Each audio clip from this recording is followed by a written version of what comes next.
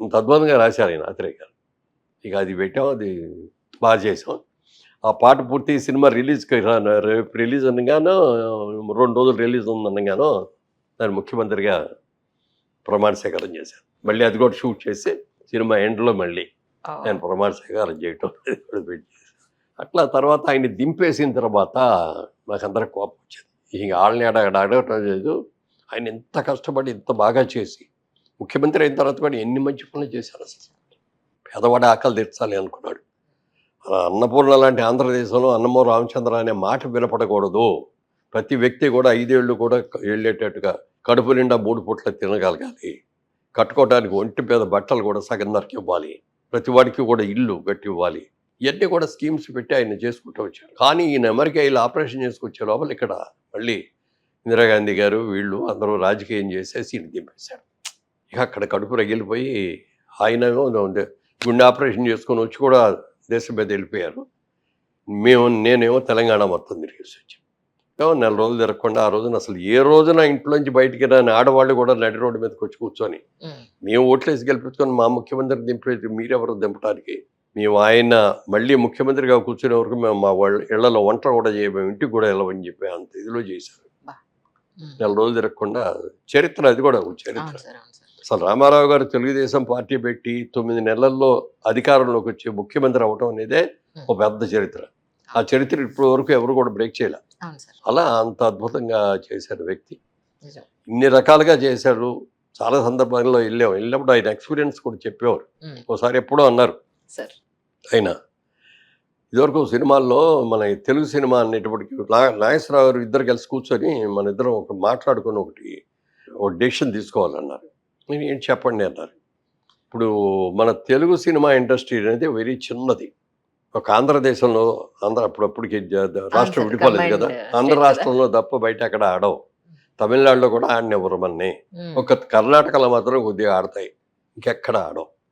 అందుకని మన మార్కెట్ చిన్నది కాబట్టి మన ప్రొడ్యూసర్ నిలబడాలి అంటే, సినిమా బతకాలి అంటే మన ఇద్దరం పోటీ పడి నీకంటే నేను నాకంటే నువ్వు రెమ్యూనరేషన్ తీసుకోవడం అనేది కాకుండా ఇద్దరం కూడా 50,000కి మించి తీసుకోకూడదు.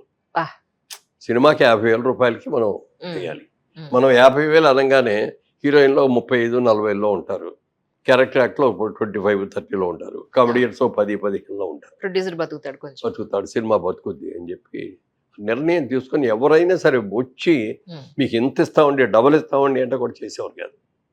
వాళ్ళు చేద్దాం అనుకున్నది లిస్టులో పెట్టేవారు. ఆ లిస్టు టైం రాగానే వాళ్ళకి పిలిచి, ఇదిగో మీ డేట్స్ పలానా వచ్చే 3వ నెలలో నుంచి ఉన్నాయి, మీరు మిగిలిన ఏర్పాట్లు చేసుకోండి అని అలా చెప్పేవారు. అలా ఇండస్ట్రీని కాపాడారు వాళ్ళు.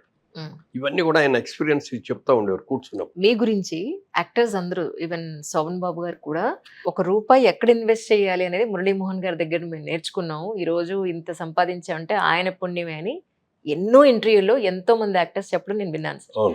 మీరు రామారావు గారి దగ్గర నుంచి నేర్చుకున్న ఒక ముఖ్యమైన విషయం అంటే ఏం చెప్తారు? రామారావు గారి దగ్గర ముఖ్యంగా నేర్చుకుంది టైం మేనేజ్మెంట్ అండి. టైం అంటే టైం. మామూలుగా 9 o'clock షూటింగ్ ఉండేది.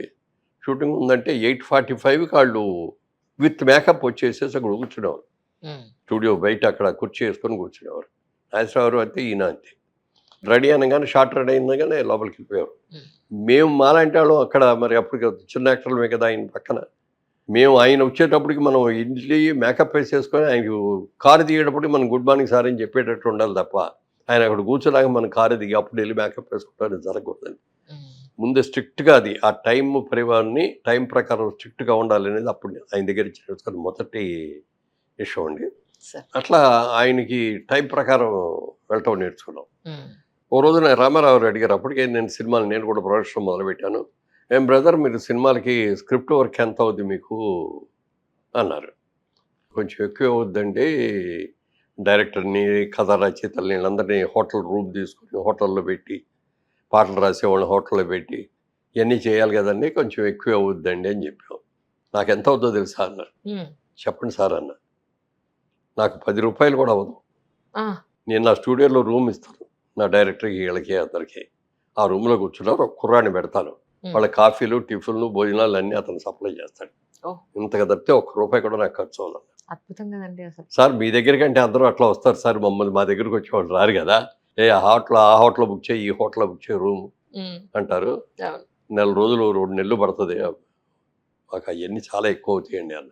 మనం రూపాయి ఖర్చు పెడుతున్నామంటే ఆ రూపాయి దగ్గరికి రావాలంటే మన దగ్గరికి 10 రూపాయలు వస్తే తప్ప మనకు రూపాయి రాదు. కరెక్ట్. ట్యాక్సులు పోవాలి, థియేటర్లకి పోవాలి, డిస్ట్రిబ్యూటర్కి వెళ్ళాలి మనకు వచ్చేటప్పటికి. అందుకని సినిమా తీసేటప్పుడే మనం మ్యాక్సిమం సేవ్ చేసుకోవాలి అని చెప్పి అది ఒకటి చెప్పారు. అది ఆ తర్వాత నుంచి మేము కూడా ఎంత తక్కువ వీలైతే అంత తక్కువ. బిఫోర్ షూటింగ్ జరిగేటప్పుడు మనకు ఎంత ఖర్చు పెట్టాలో అంతా పెట్టాల్సింది, లేకపోతే స్క్రీన్ మీద కనపడదు. అవును సార్. స్క్రీన్ మీద కనపడే దానికి 10 రూపాయలు ఎక్కువైనా పెట్టండి మీరు, స్క్రీన్ మీద కనపడని దాని దగ్గర మాత్రం ₹1 కూడా ఎక్కువ పెట్టకండి అని చెప్పి. బా వాట్ లాజిక్ అండి. Yeah.